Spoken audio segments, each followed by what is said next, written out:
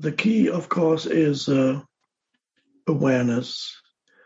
Without awareness, there's only the movement of thought. And without awareness, there's complete identification with the movement of thought, which means you derive your sense of who you are from thought, from mental positions, from opinions, viewpoints. In other words, opinion becomes your identity. And that is unconscious. But this happens to many people.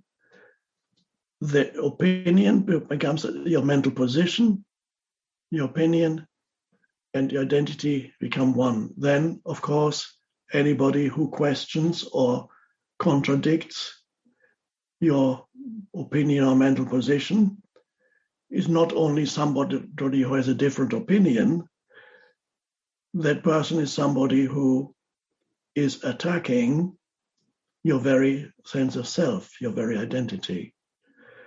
And then, of course, you react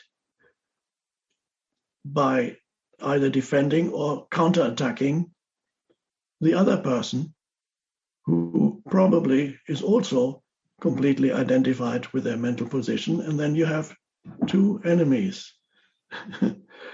And the same thing happens collectively in groups of people, political groups, nations, and so on.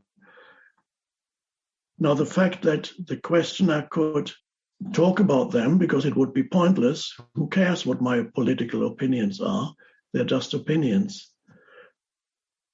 And if I did pointlessly talk about my political opinions, I would lose a certain percentage of my participants, viewers, whatever you want to call them, because they would become very annoyed.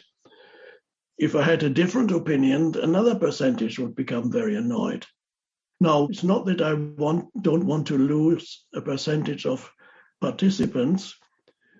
There's something much more important than trying to perhaps convince other people that my opinion is valid or more true than their opinion. There's something much more important than that.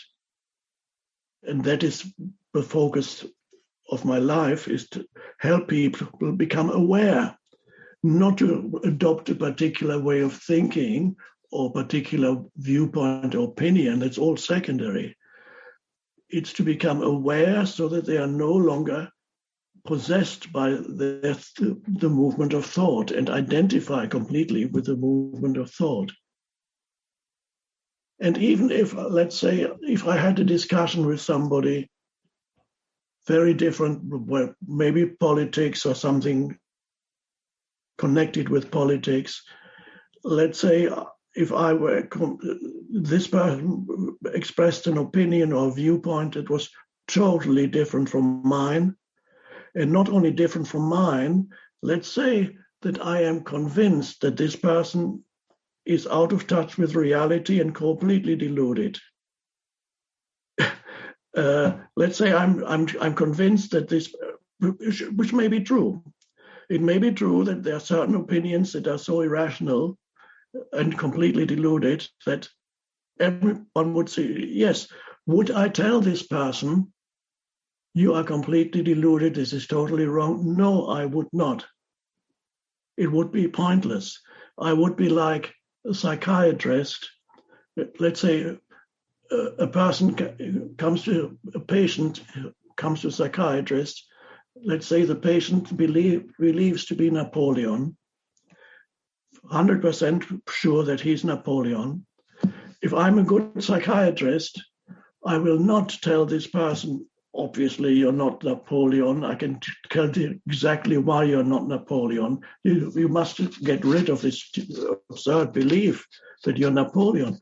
I would completely lose connection with this person, because this person is identified with that viewpoint, and this person, there would no longer be any communication. The person would immediately shut down.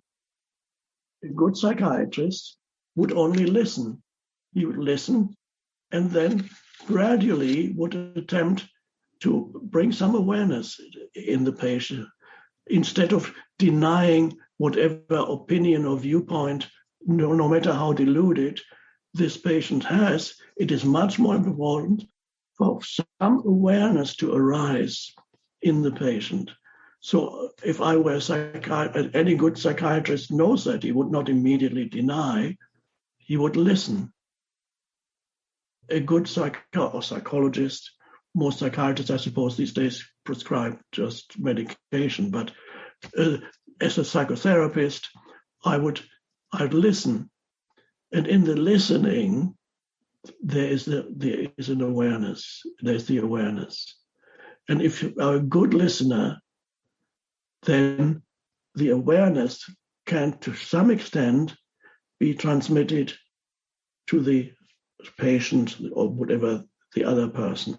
There can some awareness can arise if one person is able to hold that space of awareness. There was a famous psychotherapist in America. I don't know when he lived, in the 50s, I think, or 50s or 60s. Carl Rogers. He practiced that type of therapy, which is unconditional acceptance and pure listening to the patient. Never condemning, never labeling, just pure. This is Rogerian therapy. There's still people who practice it, and it's a very, very spiritual form of psychotherapy, although he doesn't use spiritual terms. Just in the listening is important. So even, let's bring this back now to an ordinary situation, conversation between two people who hold completely different political views. Again, instead of contradicting, are you just able to just listen? Just listen. The listening itself implies that there's an awareness there.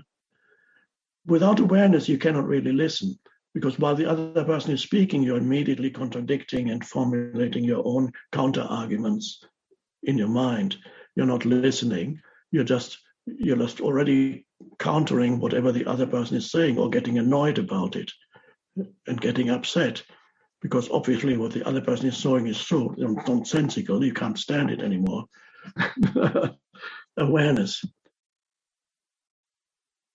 So this is the reason why I don't talk about my political views. They are not important. My work is to bring awareness. And there's a lot of irrational thinking around these days in the field of politics and so on. I'm not interested in pointing out the very areas that I regard as irrational. My work is to bring awareness, to help humans access that dimension of awareness. That's what matters, not what opinions they hold. And when there's awareness, then you're no longer in the grip of your opinion. Opinion is no longer your identity, because your identity is the awareness. And then you hold an opinion more loosely. It's still there, but you're holding it more loosely. And you can tell somebody about it if they don't like it. If they completely contradict, it's no longer an attack on you at all, because your identity is not derived from thought. Your identity, your sense of identity, is not derived from your opinion, from your mental position. And that's the liberation from being in the grip of thought. But you still think, of course. So it's a good thing that with awareness, you're able to listen to completely different viewpoints and hold that space of awareness and listening while you're interacting with another, and realize that underneath the human is talking, the human is expressing his or her opinion, but there's also the being underneath. The being doesn't have a political opinion or any opinion. The being is the consciousness. So you can sense the consciousness in the other the human, because you can sense the consciousness, the being in yourself. So there's always two people there. You're interacting, two beings. There's a person, and there's the being behind the person. The same as you. You're a person, but you're also the consciousness that gives rise to the person. If you can sense that consciousness while you're listening and speaking, then the other cannot be your enemy anymore, because you can sense that which transcends any opinion, the essential beingness of the other. Some people say the humanity of the other. Yes, we are both humans beyond their political opinion. You can sense the humanity of the other that you share. That's conventional usage. But conventional usage here doesn't work, because I've already defined as human and being. So instead of saying you sense the humanity of the other, I say you sense the beingness of the other. This is perhaps what some people mean when they say humanity of the other. You can sense the beingness of the other. And that is where this essential thing that we call loving kindness comes in. The loving kindness, the emanation of loving kindness towards another human being, no matter what their mental position happens to be at this present time, whatever they think as a person.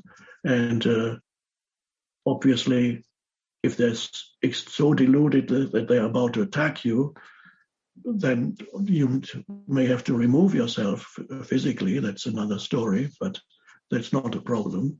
But hopefully you're not going to interact or attract interactions with people who are at such a low level of consciousness that they're going to attack you physically.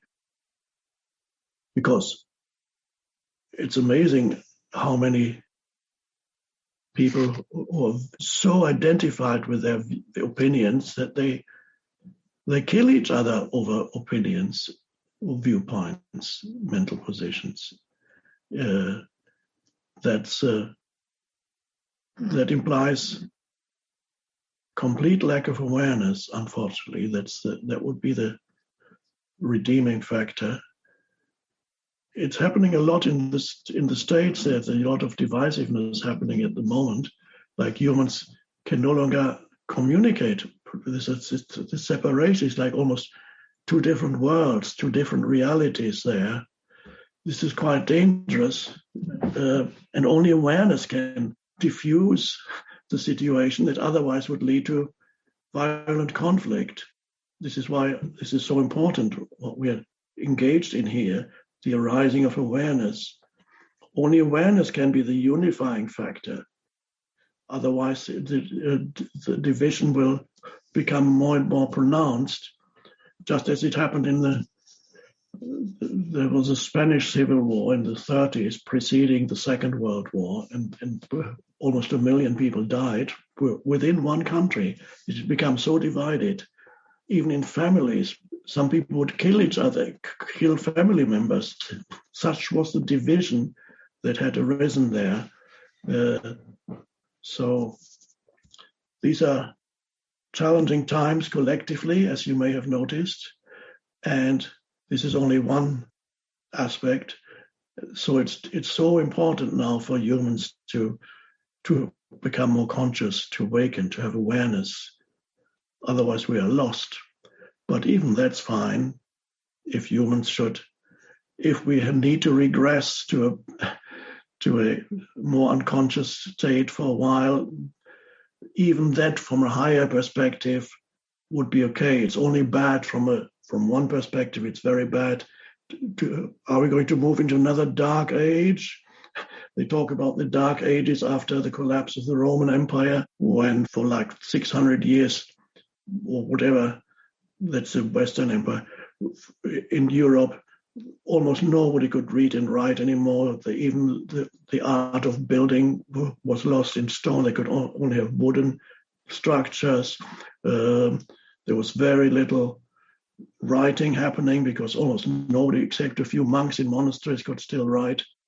all the great things of antiquity, ancient Greece and ancient Rome, the philosophy, the art and the architecture and all kinds of things, even the spirituality of deep spirituality in ancient Greece and Rome. It's called the mysteries, when people underwent spiritual change and awakening through undergoing certain rites and ordeals. They were called the mysteries, but let's not go there at this time. Just the important thing is awareness, awareness, awareness, so that thought does not control and possess you.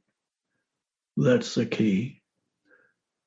You are here, you are interacting, all of you, you're interacting with other humans. And awareness tends to spread, just like the unawareness, the unaware unconscious state also spreads like an infection. There are thoughts that can spread like a virus and take possession of people's minds, even faster at present times, because we have all these means of instant communication. So a thought can take possession of people's minds. It could be a very destructive thought. It could be a very irrational and destructive thought, or a cluster of thoughts can take possession of people's minds, and then they all voice the same thing. And they think that's my opinion. They don't realize there's a collective thought, cluster of collective thoughts that has taken possession of their minds. And they identify with it, and they think that's me. And the others would have a different cluster of thoughts in their mind. If a thought can be more harmful than a physical virus, a thought can act as a virus in your mind and can color and shape all your perceptions and distort all your perceptions, presenting a world that's completely colored by and distorted and corrupted by these thoughts that are taking possession of your mind. You all have seen it. One can always see it easily in individuals. An individual who is suddenly has a deluded idea has taken possession of their mind. They suddenly know, okay, whatever idea comes, it gets lodged in their mind, it could be the most absurd thing. But this is easily recognized as insane, but when it becomes collective, it's not recognized as insane. If I say everybody on this planet is an alien that has come here, and I'm the only one who is still left of humanity, or there are only 10 of us left of humanity, all the others are evil aliens.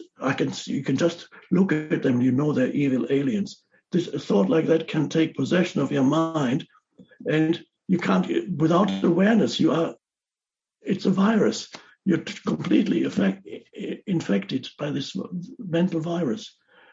Some people have conspiracy theories that are quite absurd, and they can act as like a mental virus too.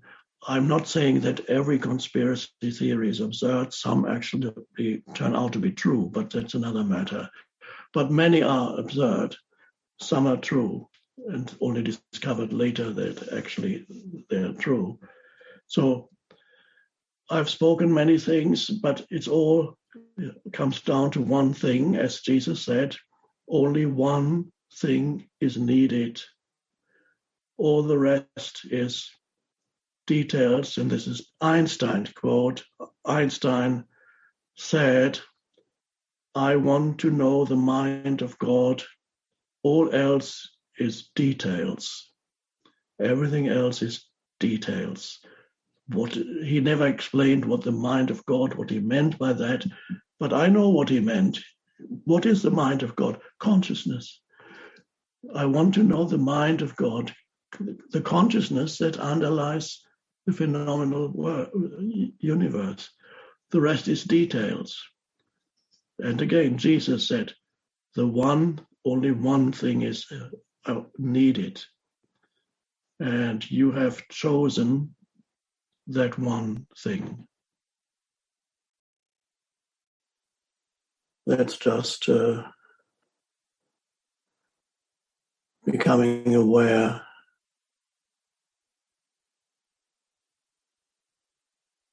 of the present moment.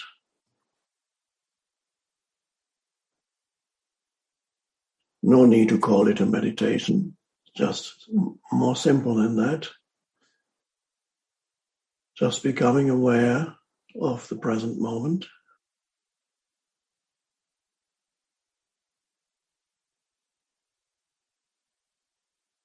Not only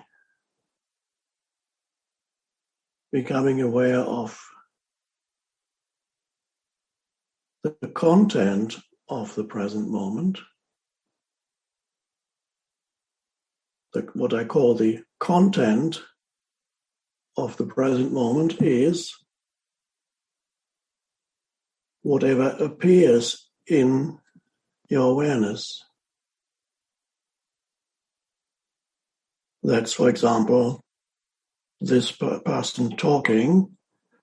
You see the image on the screen, you hear the voice. That's part of the content of the present moment. But of course, there's a lot more, although your main focus may be on that. But there's a lot more. There's not only the image on the screen and the voice of the person. There's the screen itself, and you're probably in a room somewhere. You're peripherally aware of all that. You may have perhaps certain emotions or feelings right now. It's possible, perhaps something that's lingering, something that happened earlier today, or who knows, or something that might happen, and this has a little bit of residue or something, whatever it may be, whatever emotion, anxiety or sadness. But again, if you sense anything like that, that's fine too. That's also what appears. Or any thoughts that come in. Also, they appear in your awareness, of course. So the present moment is what appears to your sense perception and your inner perception of thoughts and feelings. But that's not all. But that's already a good step in the right direction, to become aware of whatever appears in this moment. Become more aware of your sense perceptions. And become aware of your thoughts. Or a fully feeling, or physical feeling in the body. That's good.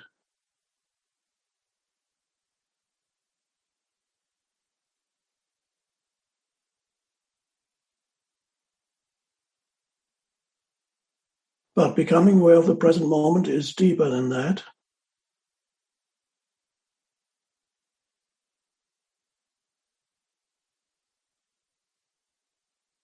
You're not only aware of what appears in your field or space of awareness. This is more subtle now. You can also become aware of that space of awareness itself. That is the awareness that makes everything else possible. That's much more subtle.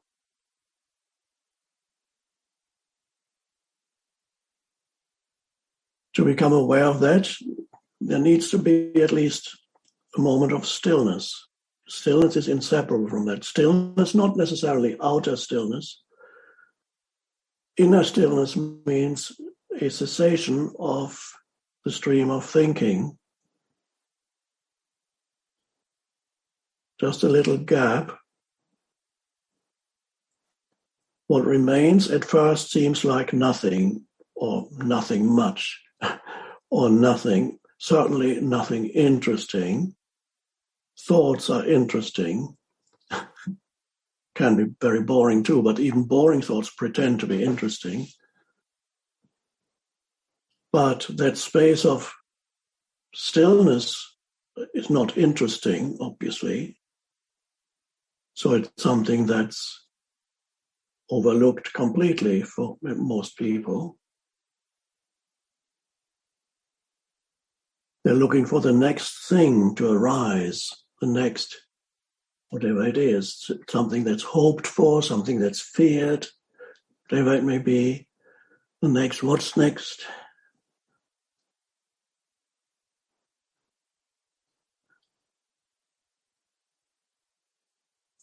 But if you go more deeply into the present moment, you become aware of the essence of the present moment, which is inseparable from the essence of who or what you are, beyond the person, the transcendent dimension. It's very simple.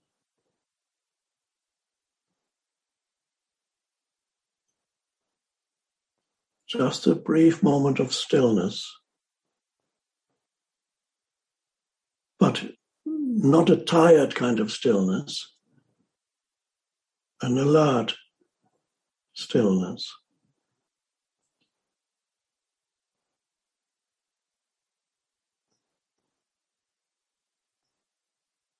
So the real meaning of becoming aware of the present moment really is synonymous with becoming aware of yourself beyond the conditioned entity that is called the person, the deeper dimension to who you are.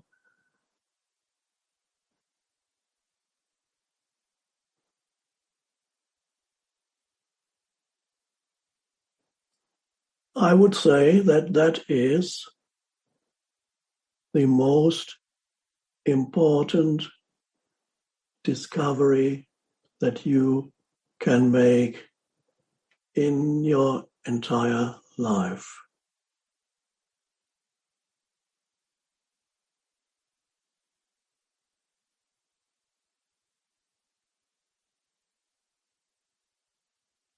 That is what some spiritual traditions call liberation.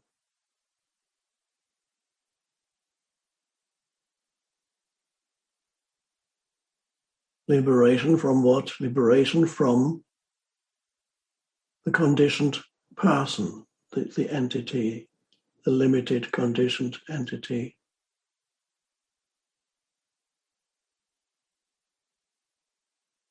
Other traditions call it awakening or salvation.